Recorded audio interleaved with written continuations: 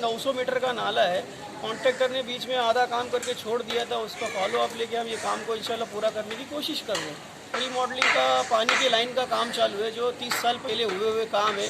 अभी उसको आगे के 30-40 साल नई लाइन डालने की ज़रूरत नहीं पड़े। इतना बड़ा हमारी पार्टी जो है, हमारे एमएलए डॉक्टर जितेंद्र आव्हाड जो है, कितना उसका पाठ पूरा करके काम को अंजाम तक पहुंचाते, वो चीज़ इन लोगों को क्यों नहीं दिखती। मेरा कुछ अपोजिशन से ये सवाल है कि तुम्हारी इन्फॉर्मेशन कम है, उसकी भी तो ज़रा माहिती ले लो।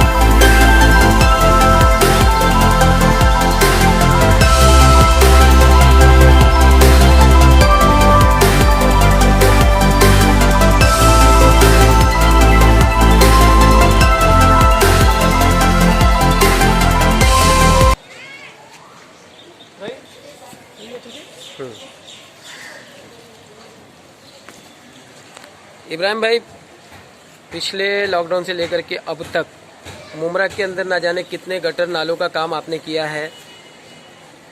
सवाल ये है कि कितनी सारी विरोधी पार्टियां जो हैं, जो बड़े बड़े जो है आरोप लगाते हैं कि जो है सत्ताधारी पार्टी कुछ नहीं करती सिवाय गटर नालों के। तो कहने का ये सवाल है कि क्या सिर्फ गटर नालों तक ही जो है पार्टी सीमित है? मैं क्या बोलता हूँ, जो भी अपोजिशन इस बात को बोलता है क्या गटर नाले के सिवा कुछ काम नहीं करते, तो उनका ध्यान मेरे ख्याल से उनकी इन्फॉर्मेशन, उनकी मालूमात शायद थोड़ी कम है। इसके अलावा मुमरा कौसा में कितने सारे काम चालू शायद उनको दिख नहीं रहे। इतने बड़े बड़े रास्ते डाइवर्ट करने के लिए अभी चलो मित्तल का रोड है जो अभी बाईपास तक टच हो गया, वो छोटा काम है। इससे पहले 25 साल में ऐसे रास्ते थे क्या, ऐसे रोड्स थे क्या? नहीं थे। फिर ये क्यों उनको दिख नहीं रहा है? और नाले जो है, एक नाला नहीं है मुमरा कौसा में, कई नाले। अभी यही हमारा नाला ले लो, ये 900 मीटर का नाला है।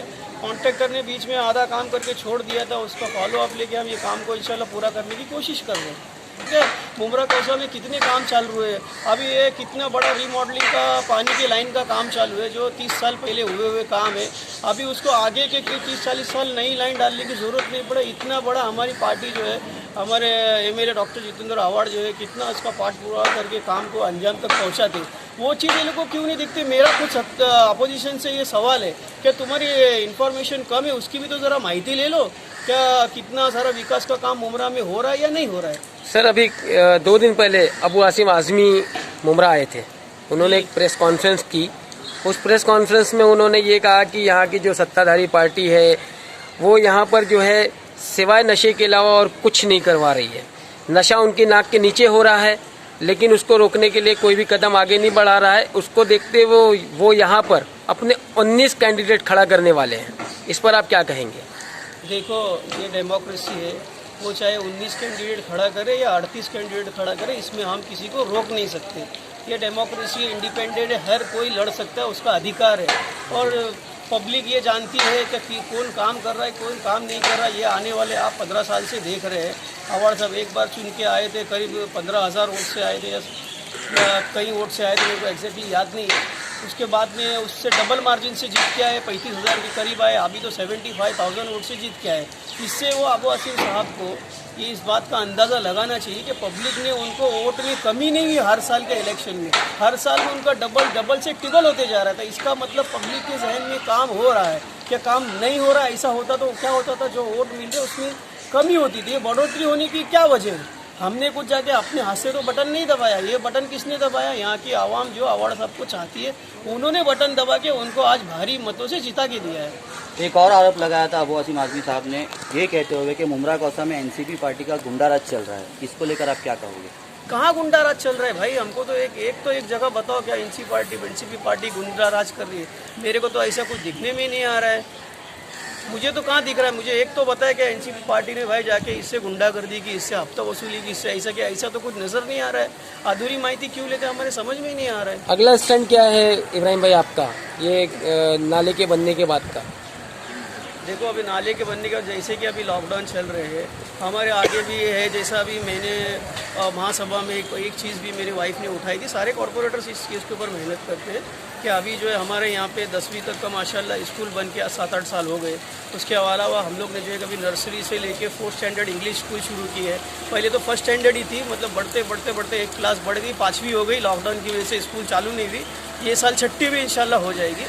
ऐसा करते करते आगे भी हमारा एक टारगेट है कि बहुत सी जगह कॉरपोरेशन कॉलेजेस भी चला रही है। तो इंशाल्लाह हम भी हमारे महासभा में इस चीज़ को फिर से उठाएंगे और हमारे एमएलए जितेंद्र आवाड़ डॉक्टर साहब का हम उनका सपोर्ट लेके इंशाल्लाह आगे जो है कॉलेज चालू करने की भी पूरी कोशिश करेंगे।